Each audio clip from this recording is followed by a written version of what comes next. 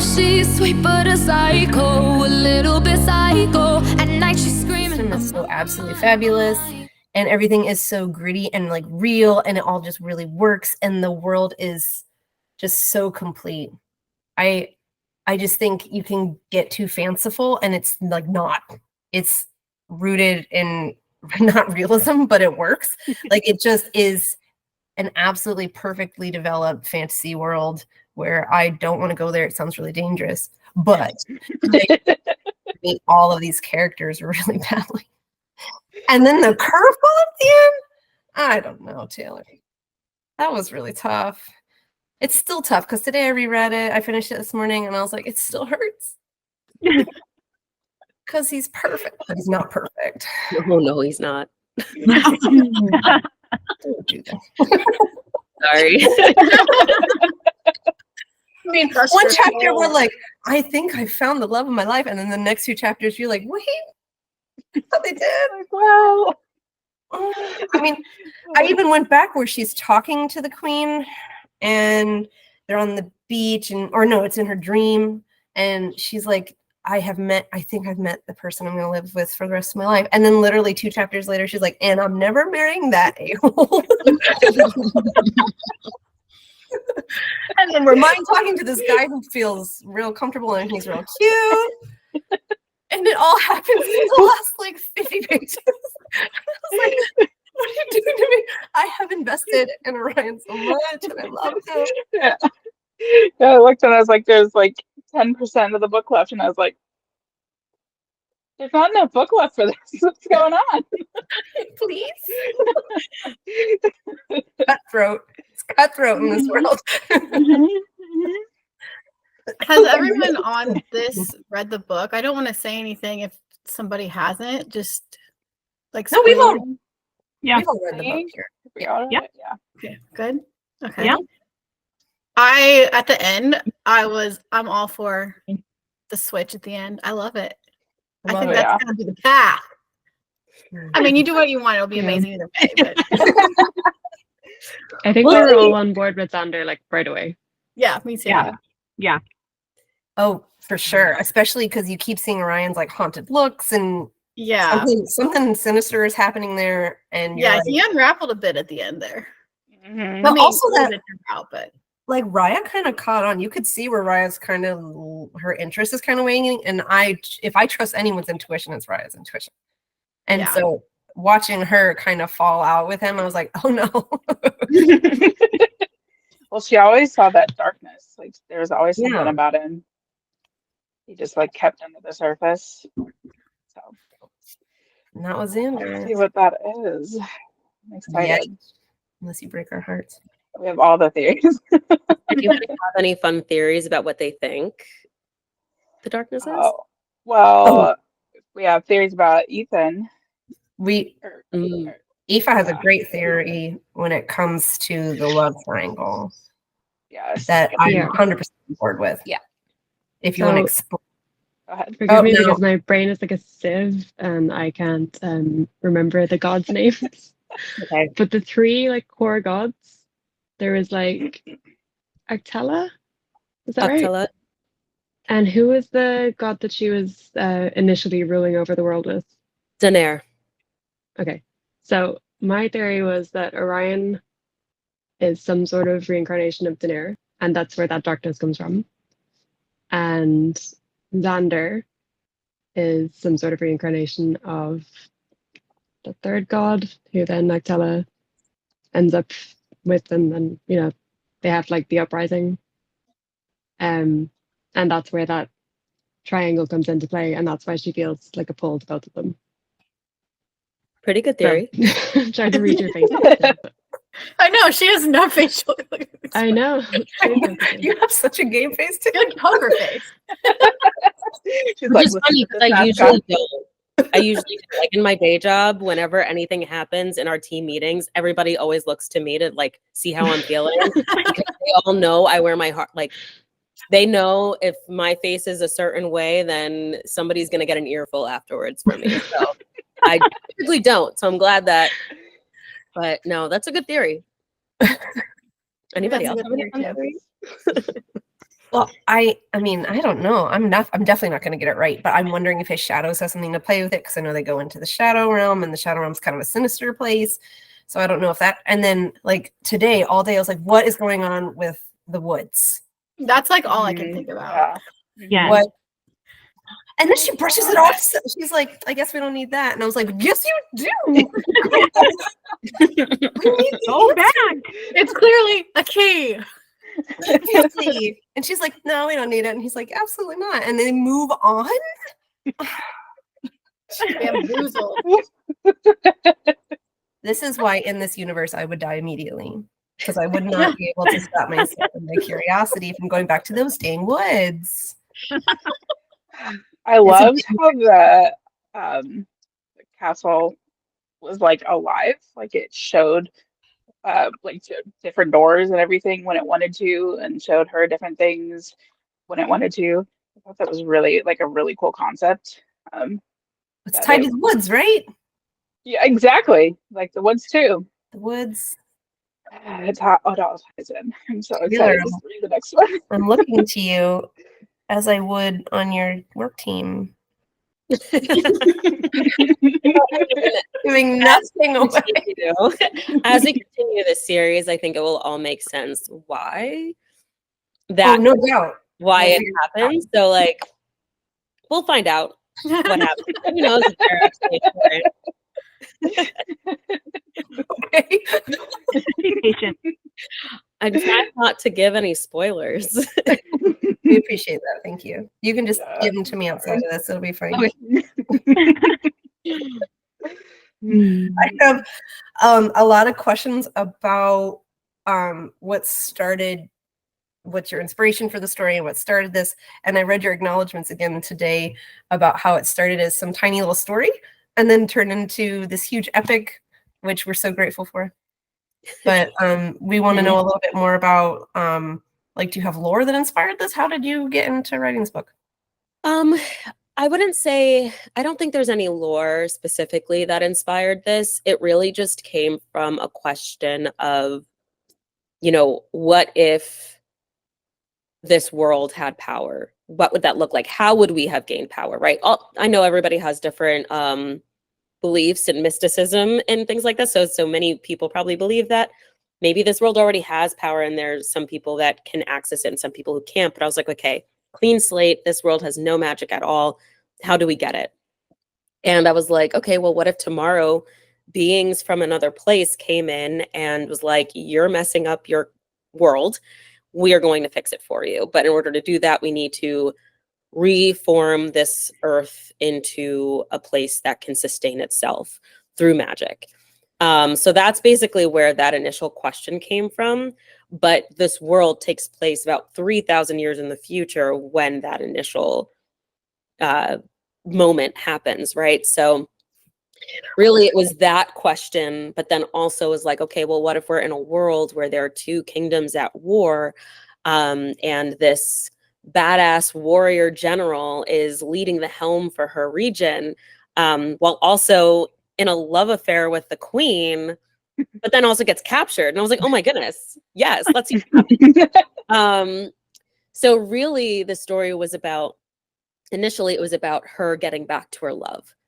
But as I continued to write, I realized I asked myself, an author is really just a bunch of questions that they ask themselves until they figure out the right path. But I asked myself, where is this initial relationship going to lead?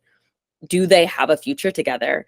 And when I answered that question, no, I was like, okay, well then who will she end up with, if she ends up with anybody? Where does her path lead? So I think once I answered that question for myself, it just branched off into all these other possibilities for the story. And I realized I needed to go back and restructure everything and figure out, okay, how is this story going to end? Where do I want it to go?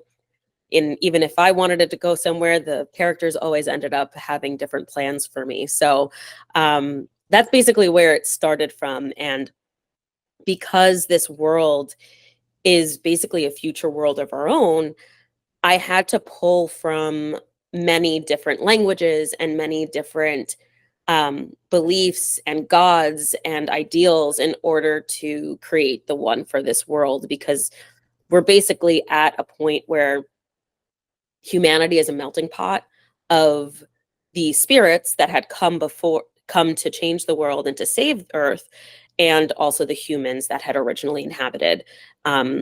It's not the countries and the peoples that we see today in their different regions. It's just kind of everybody mixed together. So I had to think about, how what we know now as today would also be seen as in the future. There was a lot that went into it. Yeah. I love it. Yeah. Amazing. That was so cool. I don't think I've ever read a book where it's like in the future, but also feels like it's an epic fantasy sort of thing. And it's like you totally get what time you're in. Because I think I've read books where they try to do that, and I never understood what time period they're going for. But I got it from the very beginning, and it was just so cool how you explained it. And just such an interesting concept that I never would have thought about before. And I really like how you tied in the magic system with the earth, and you brought different gods in, and it just made sense. Like, oh, that's how magic came to be, and there's a reason for it. And you created that conflict with the having like why there was a hybrid of humans and these gods, and how that magic came to be and stuff. And it made sense the whole time, and you didn't have to like stop and think about it while you were reading. You just kept enjoying the story. And it was just so enjoyable reading it. Yeah, it's really like, I get the sense, Taylor, that you must have a very organized system for this, or a very organized mind. And because it is, everything pulls together like in a perfect kind of fashion, that it all comes back around. I mean, obviously you're getting twists and things you don't anticipate, which is wonderful, but it just feels organized. Like, I was able to see it, everyone was able to see it, you read it so perfectly. So what is your development process when it comes to your book? Because I know this is your first. Is this your first one? Have you written things outside of this?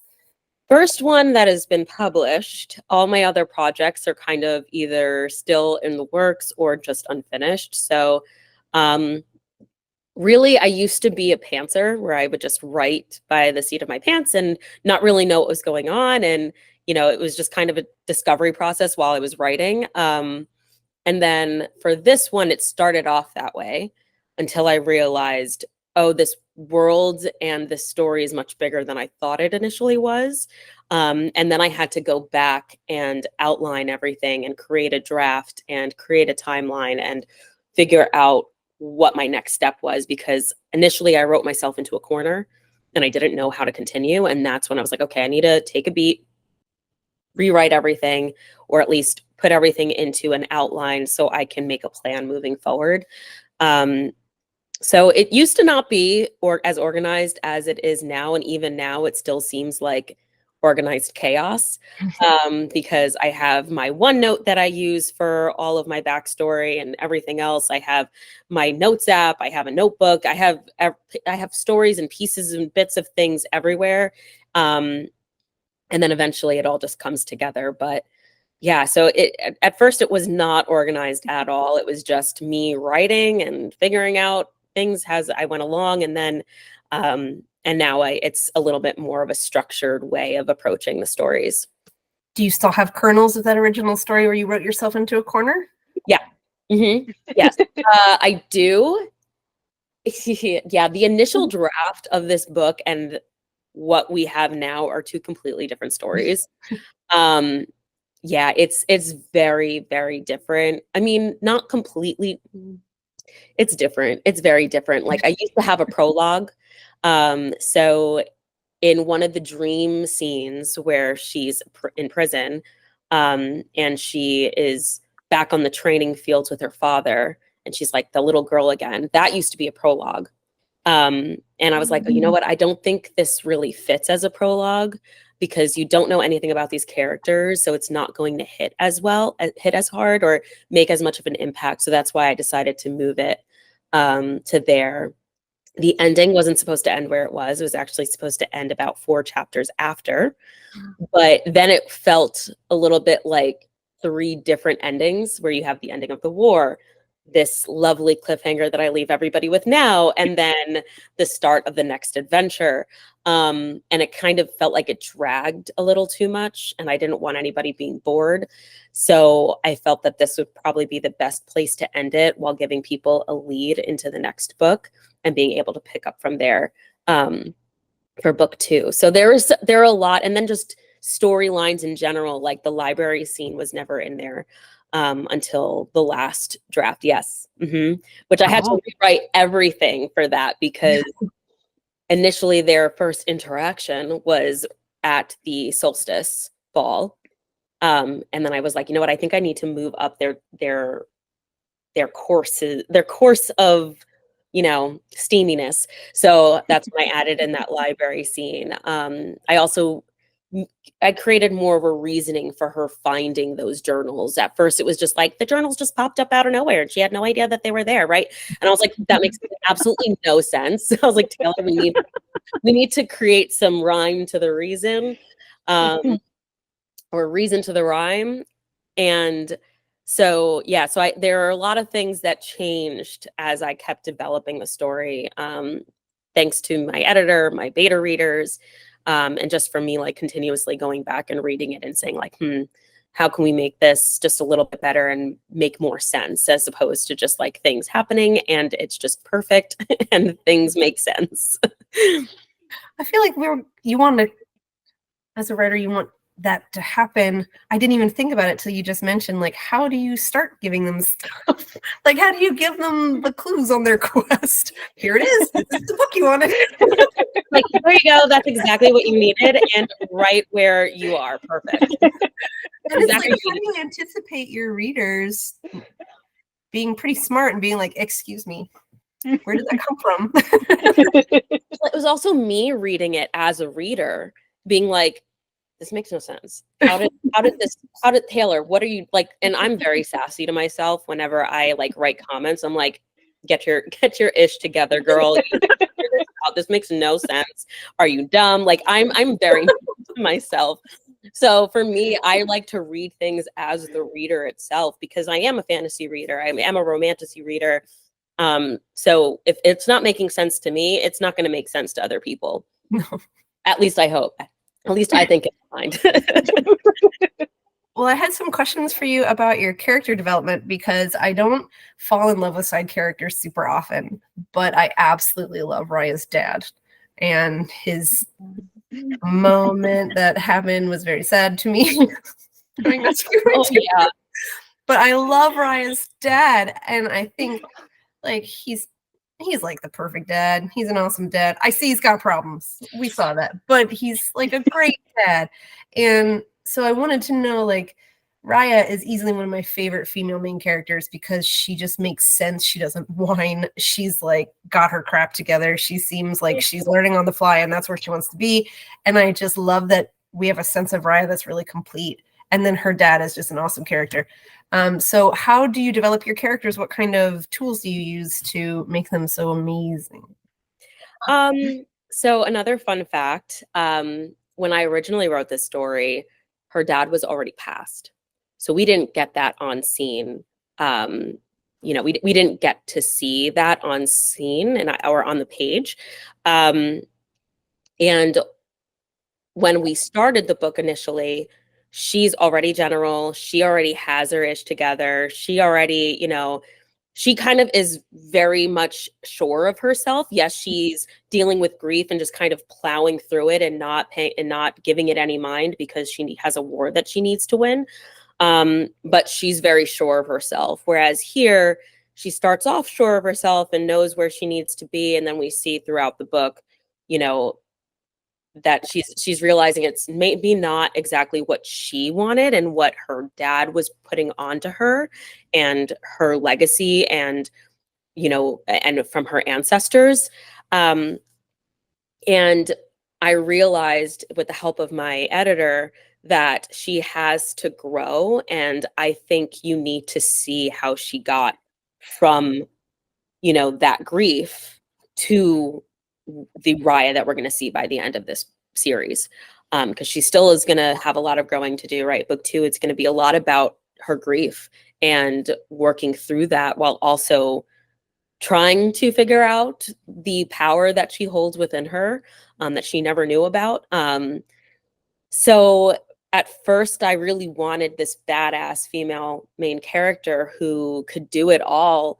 But then I realized, and you know, it seemed like everything was perfect for her, but then I realized there wasn't a lot of growth that she was doing throughout the story. And I think that her father's death was a huge catalyst for that growth and for those changes. And as much as I didn't want to write that scene, I knew it needed to be written and it needed to be witnessed, because it is such a pivotal moment in her life. It's not only a scene where her father is killed before her eyes, trying to protect her, she's also captured and her life changes. She's now supposed to be general, supposed to be duchess, but she can't fulfill any of these things that she has been, you know, taught and told that she needs to do. So it's just a lot compounding all at once. But yeah, so that scene was not supposed to be there. And I'm really sad that I had to write it, but I also think it was important for her own growth. How I write, I mean, for me, as an author, I really like using those character worksheets to see, okay, how is she starting, or how is this character starting out in the story, and how are they ending? How what is their mindset when they end the story? You know, what are their personalities? What are their traits? What are their wants? What are their needs? What are their, you know, downfalls and everything? And I kind of put it all into this Excel spreadsheet that I utilize, where I just have everything from, you know, their features, you know, the color of their eyes, the way that their hair is, all the way to, you know, what are their intrinsic wants, needs, desires, what do they get and what do they actually need. So then my other question to you is, how much of you is in your characters? Are you Raya? I think it probably started off as Raya because I'm definitely a self-insert person. I like to put myself and I like to see myself in whatever I write or whatever I read. But I know, and we actually have a really funny reel that we want to post, or that I want to post soon. My fiance made it for me, of, you know, how you think you are, like thinking about your character, but then like you in reality. And it's a stitch of the Hunger Games scene of Jennifer Lawrence doing her archery, and it's like really awesome. And then it's me doing archery, and it's not awesome. It's bad actually, and it like rebounds, comes back to me somehow. So, like, I am not Raya. Totally. And as much as I would love to say, yeah, I'm totally Raya, like, no. I think at first, you know, bits and pieces of how I feel might be in there, just because a lot, you know, you write from experience and you write from your own feelings and emotions. So I think in that I put those into a little bit of everybody. But you know, these characters really do end up taking on a life of their own. We have met quite a few people who have completely written themselves into a book. So that's amazing to know that you have. It's really different. I literally asked an author, I was like, can you tell me what they look like? They're like, me? Oh, I know my character. No, Raya does not look like me. I think I actually recently did a like a Dreamcast post on my page, and I don't know if anybody's seen Umbrella Academy, but Emmy Rever Lampman is who I envision Raya to be. She's the secret, can I tell you secret, or something like that, girl. Well, Aoife was mentioning that sorry, you're there on my screen, that she wants to know who you have cast for Xander. That one's a tough one. He morphs in my mind. Reggae, Jean Page. Oh. Oh, Yeah. Okay. Even more in love with him now. Yeah. Reggae. I think so. Around. I think he was always like who I had envisioned. Like, I think even on like one of my original like OneNotes when I like initially started like planning out characters, I have like one of his images in there. Like from Bridgerton probably, but yeah. What? needs to, What is it? needs to be a movie right now. Probably Reggae. Yeah. That's a really good choice. That's not who I had in my mind, but that's a very good choice. Yeah, no, that's 'Cause in my mind, I am in love, if we're all Bridgerton fans here, with Mondridge. And man, Yeah. that's Sandor in my brain. Just a meat of a man. You can't push that man over. He's so strong. That's what's going on in here. Yeah, I can see Yeah. that. I don't know. Totally had to look him up because for a second I was like, who is this? Because I don't know names. What? Names. Because I'm telling you what, Colin, who's that? Mondridge. I could see that too. I could see him being Xander too. That's my Xander man. That's him right there. Who is John Page? I tried to Google him and I couldn't find him. The Duke of Original. he's the Duke of Hastings. Hold The on. first one. I'll get it for you. The original. I mean, for Yeah. science, I don't think any of us The are going to be OG. sad to look upon his beauty. Here it is. Yeah. Yeah. I love Bridgerton. I just don't know any actor names. I'm horrible with that, but Mhm. the Duke is all you needed to say. The Duke. You just have to remember the spoon scene. Like that's all you need. The spoon scene. I saw recently this compilation of like the Bridgertons and the people eating, like everyone around them. Like, they're like in love with everyone who could eat something. Remember with Penn getting that off her finger, and then like even their mom is after that one guy, and he's like eating something, and she's watching like, the Bridgerton people. Hold on, I'm trying to find a picture of Mondridge where he's not looking so mad. He does have that face. Here he is. He's still looking angry. Oops, sorry. Oop, there he is. Bill. Yeah, he's That's very nice. Xander right here. No one's gonna convince me otherwise. Thank you very much. So then, other question for everybody: what essence would you like? What would be your essence that you would use? Hmm. This morning, when she was like, "I want air," when she just ripped the air out of everyone's lungs, I was like, "Badass." That sounds amazing. I love the shadow walking. So cool. Very interesting for me. I think being able to like teleport, no more traffic jam. Yeah. Fabulous. I would love that. Yeah. But I wouldn't want like, I don't know. I feel like Earth. Everyone is like, meh. But I feel like if I'm gonna have any essence, if I'm gonna be able to do anything, air, stealing air out of people's lungs sounds pretty fun. Maybe I wouldn't be too bad in that world. I don't know. Port steal air sounds kind of fun. I feel like you could do a lot with air, like lots of different things. Definitely Lightning? just versatile. Yeah. Yeah, It's kinda- move a lot of things. I know. In my mind, I just keep going back to Airbender, where he's like going around on the air ball, and he can like. Sounds really fun. I would totally do that. I love the idea of the runes, like especially all over her armor, that she has it being able to That's so cool. covers and do some really interesting things. I just feel like there's so much you could do in this universe that anything you write, Taylor, I'll be like, that makes sense. Absolutely. Yes, I buy it 100%. Because there's so many directions you can go that I don't know that there's anything where I wouldn't believe it at this point. Well, you do such a great job of like not overly explaining things, like the runes themselves. Like when you introduce it, it's not like you're info dumping 3 pages on what runes are. You're just like, here we go. These are runes, and Yes, let the story tell itself, and kind of our understanding of what runes are develop as the characters are going through and using them more in different ways. Mm-hmm. So I feel like they're never, like the possibilities with them are really never ending. And I love that you left that open for yourself. Well, and I feel like we know as much about runes as Raya does, which is kind of the point. Oh yeah. Yeah, because Raya doesn't know how to rune wield. Yeah. Yet. Is- Yet. No, nope. She doesn't know how to rune. At this point in time, she does not know how to rune wield, and as far as everything that I have been writing, she still doesn't know how to. She still does not know how to rune wield, but who knows? Something might change.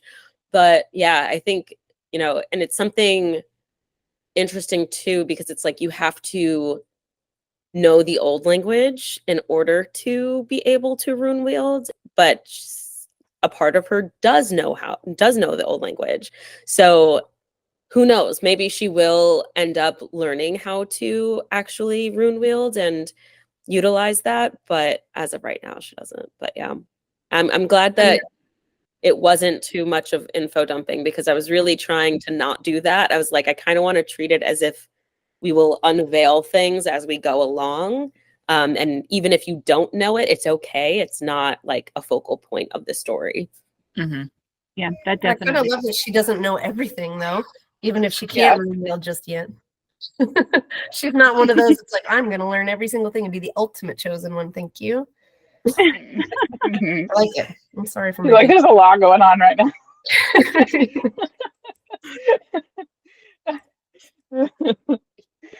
Yeah, she's like, I don't need to know everything all at once. We're gonna focus on what's going on right now. Mm-hmm. Yeah, I did. Go ahead. I really liked the concept of her being able to silo her magic away before she had it all deactivated. I just thought, oh, that's such an interesting concept. I had never really thought of that before. It's also very convenient, but it was so interesting that, oh, she's like, oh crap, everything's falling apart. Let me just store it up. I'm like, oh, you can save your magic like that? That's amazing. So Yeah, I thought that was really cool. Cool name for it. Yeah, siloing, love it. So cool. And it really fits in with who she is as a character, because that, like, she's smart, she's resourceful, and yeah, I really love that. It's very elegant. Mm-hmm. Thank you. So my last question to you is, would you rather this be a TV show or a movie? Oh my goodness. Or would you rather? I think TV show, because you can dive so much deeper into the lore, and also just into the story itself. Like, there's so much more that you could learn and do with a TV show than you can with a movie.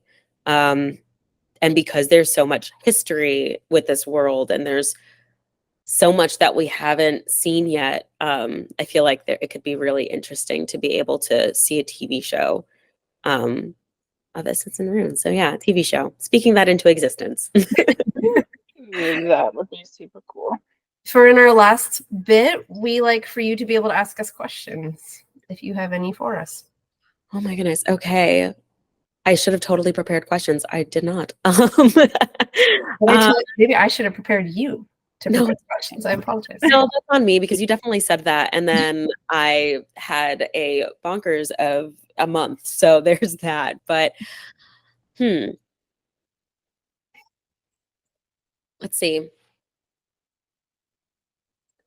Where do you think, this is probably going to be like really out there and like more of your guessing, but where do you think that these travels that she's about to embark on are going to take her? And do you think that she's gonna, take Orion back, or if she's gonna keep moving on? I don't think she's taking him back. She doesn't strike me as a wishy-washy girl. I could only see her taking him back if it were part of a bigger play. Yeah. Like I'm greedy. I want to see it all, and I wanted to get back with Serana. But yeah, everyone. Why choose? Why choose? Yeah. I've been toying around with that, but I'm like, I don't know if every single time I'm like, I think I can do a why choose with this story. And I don't know, something like inside is like, no. And I'm like, I feel like that's Raya saying, I don't think that's her. And I can't force her to do it, even though I really want to. I can be like, Raya, I have no choice. I am the master here. I'm the master of the story. But every single time I say it or like think it, it's just like something inside is like, no. And I'm like, okay, fine. I'll respect this for now. We will see later where this takes us.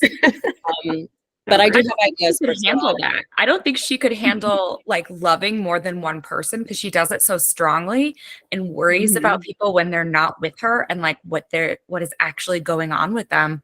I don't think she could do a why choose. I think she would just end up like imploding because she'd be like, who do I go to first? Well, I mean, she already kind of went through that in the book with Serana. Like she couldn't do two at once. She had to figure that out. Serana was totally okay with it. Serana was like, yeah, fine. You have your fun, I'll have mine. Let's go. Which more power to her. Yeah. And I think that's like also like that's where I put myself a little bit into Raya too. Like as much as I love reading Why Choose, I'm like, I don't think I'd do that. I don't think I could, but I love this for other people. Congrats on your engagement, by the way. Oh, thank you. Yes. What other questions do I have for you? Oh wait, not everybody answered, but like, yeah, if you could have any of the powers, what would it be? Would it be rune wielding? Would it be essence? I think only a couple people answered, but if anybody who didn't get to share wants to share, I know for me, I'd be really interested in rune wielding because it seems almost limitless. Like it seems like there's potential there, and I don't know if this is right or not. Like I can't wait to find out more about it, but it seems like there's potential there to sort of create your own magic from the old language, and I think that the potential there is really interesting. That's what I was thinking too, but the only thing with that, you can't act too fast because you have to make the rune. But hopefully I'm not in battle in this fake world that I'm talking about. So. I can take my time with the runes.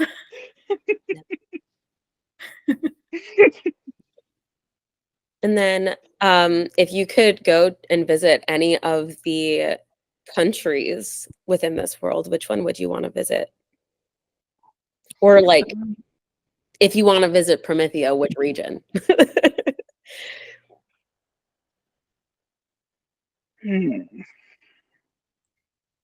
Honestly, I just want to see the castle. I just want to see the castle with the forest. And I want to go explore that library. And the library, absolutely. Yeah. I'd love to go visit Serana's court. I loved how you described all of the clothing, like the ball gowns. They sounded beautiful. And I would just, I'd love to go to one of the parties there. Oh, but they're stuffy and corseted. Yeah. Yeah, but they're beautiful. Corsets look bad. Bessie always chooses the gowns without the corsets. That's true. Yeah, but she can get away with that. You know what I mean? Yeah.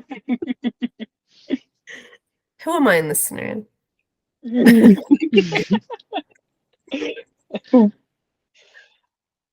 Oh, I think. Hi, Casey. I don't know.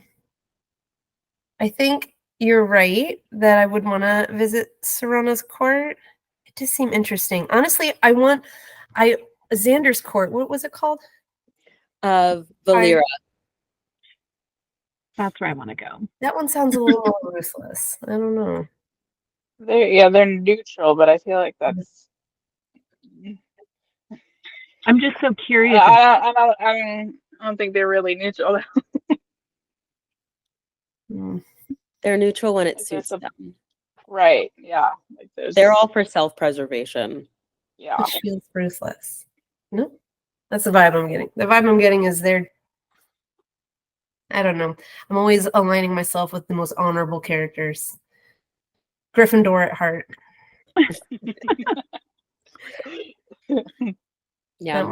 That one's tricky. I'm trying to think if there's anything else. I don't know if I have any other questions. That's okay. What was What was your favorite part of the book? Ooh, I know mine. It's when her dad says remember, Oh, because that one just gripped me and I was like, oh, and like sucked me into the entire rest of the story for any little clues. And like I was just waiting on the edge of my seat going, when is she going to remember? What is she going to remember? And why is this so important? Yeah. What did you think he was saying remember about? The past life? Honestly, when he first said it, I had no idea. I was thought- like, okay, this is going to be interesting. I think she's I don't know. I'm getting the vibe that she's trying to remember a past life the whole time. She's trying to remember. It feels like she's reincarnated. It feels like she has past lives. It feels like she's trying to remember. I think he might be more of, I mean, I know he's her father, but like a guide kind of situation, and knew who she was.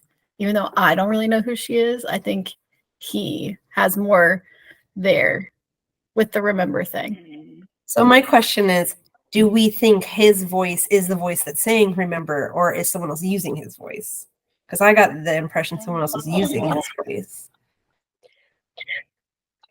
I think it's something that it can kind of go both ways. There's a possibility that he knew about her and the past life that she's had, but also urging her to remember where she's come from and her people and her duty and her honor that she needs to fulfill for her region and her country. So it's like a double-edged sword there. It's both. It could be both. But yeah. I hope that was helpful, maybe. My favorite part is predictable, but my favorite part is the banter between Ryan and Xander at the end when they're in each other's minds. Mm-hmm. And I reread it and reread it and reread it because I think their chemistry is so fabulous, and I love that they have this banter going on that she doesn't have with anybody else. I think you did a really good job developing them together, but that's my favorite bit. And I'm going to put my number. I really liked their banter during that part too. Sorry, go ahead. I was just gonna say I checked today and I had something close to like 40 different highlights. So like I loved the book. There's so much in it that I loved. But I was saying to the others that the first quarter of it, it feels like a book in itself. So like basically like the first quarter of it, where you get all of Rhea's backstory. And she just becomes this like fully fleshed out character so quickly. And you see her love for Serana, and like you fall in love with Serana as well, or I did anyway. Yeah, like it's a big chunk of the book, but that is my favorite. I loved it. Awesome. I agree. It's one of my favorite parts of the book is the whole first like 25% is really fabulous learning about her. I don't know. So Taylor, I was not the only person to not be caught off guard. I don't know how else to say it, but that you had a Serana and Raya intimate moments. But it was like I didn't expect it, and I was like, I don't hate it. This is great. It fit really easily. Sometimes it feels like those things are kind of forced. And it just was like fluid and wonderful. And I don't feel like we should call attention to bisexual moments all the time, but more than one person contacted me and was like, did you know? And I was like, I didn't know, but everyone is like, all right, that's really great. And I think you did a wonderful job of weaving that love story. I also fell in love with Serana. She is a wonderful character. She's badass. She's really cool. Mm-hmm. And I love that she has the whole sunshine thing. I just think that's really, really cool. What a fun detail to her. But did you intentionally want to have that representation when you were writing the book? I think it always started off with her and Serana, and I honestly wanted Serana to be endgame. I always thought that was going to happen. And then, I was writing, and the characters decided to have a different say in all of that. So yeah, I think it was always that intention of, you know, Raya being bisexual, but, you know, having that you know, having Sarana there and be present too on the page, because I wanted that as part of the story. That was the initial story. And then, you know, things just changed as I went on. So I'm really excited to eventually get to Sarana's story in the future. I think after the main series is done, I will have additional side stories that will be told, and I definitely want Sarana's to be one of them. And how many books? That'll be really interesting. Sorry, Laura. No, I was just saying that'll be really interesting to hear her story. And how many books do you have planned for your series? 3 with a question mark, because, you know, who knows what will happen, but I would really like it to be 3. So I'm telling that to the characters in my head to be like, please only let it be 3, because I don't think I have it in me to do any more than 3, at least with the main series. I love that they have written so much of your book for you. There were so many things that weren't supposed to be there. Xander was never supposed to be a thing, and he showed up and was like, hi, I'm here. Xander wasn't supposed to be a thing. Ryan wasn't. Well, Ryan was supposed to be a thing, but he wasn't supposed to stay. Yeah. So there's a lot of stuff that just like happened. Even the whole Octala thing wasn't an original plan. That wasn't supposed to be it. And as I was writing that dance scene, I was like, but wait, what if these people come in and tries to kill them all, and she just saves everybody, but she doesn't even know that she's saved. And then I just went to a whole spiral, and I was like, oh, but that's the god. And I was like, okay, that's happening. And then that was also the moment where I was like, oh, this isn't just one book. So this That was another one of my favorite scenes. Laura, do we have excuse me. Yes. Okay. So I am going to show you the PR box that we have put together for Taylor. Thank you so much, Taylor. You gave us so much cool stuff. Yes. This is, let me turn my camera on. So look at this beautifulness. It is beautiful. Taylor. So we have this hat. We have this tote bag, which I'm going to show you the other side too. It says Essence and Rooms. It's so pretty. I was so excited when I got this. I wanted to show everybody. And then of course a signed book by her. And then I think you put stickers and stuff in here as well. And then we're gonna have bracelets by let me turn myself around again. Bracelets from Crystal again. And if you haven't seen the bracelets, this is an example. They're super cute, and we have specific little quotes from the book that she's put together, and the colors are going to be blue and white, maybe gray. I think it's blue and white, and then a candle from Apothecary 19. Wonderful. Book hangover, and it smells amazing. Okay, let me look in the chat, see who has won.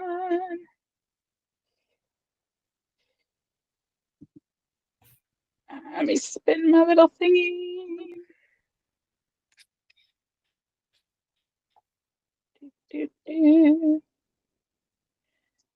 Okay, and number 7. Oh, Mary, good job. Thanks, guys. I'm so excited. Yay! I will DM you and get all your information. Perfect. Thank you. So exciting. Thank you so much for that awesome box. Taylor is wonderful. Yes. I was so excited. Oh, I cannot wait to get it sent to you. I'm excited. And thank you so much for coming to the meeting and for chatting with us. We can't wait to read your next one. I'm sure you're did you already close your arcs? So life has been a little crazy the past month, so technically they're still open. So I can definitely resend. I can share the link with you all, so that way if you'd like to either be on an ARC team or even be on a beta team, you can definitely sign up for that, because Homegirl's got a lot to do for book 2, and she's gonna need some help developing that one. If you send it to the book club chat, I'll make sure I pass it on to everybody so that they can sign up. Perfect. Sounds good to me. Well, thank you all so much for having me on. This was amazing. Thank you. Have a wonderful night and congrats again. Thank you. You too. Thank you all. Thank you. Bye. Bye, everyone. Oh, she's sweet but a psycho, a little bit psycho. And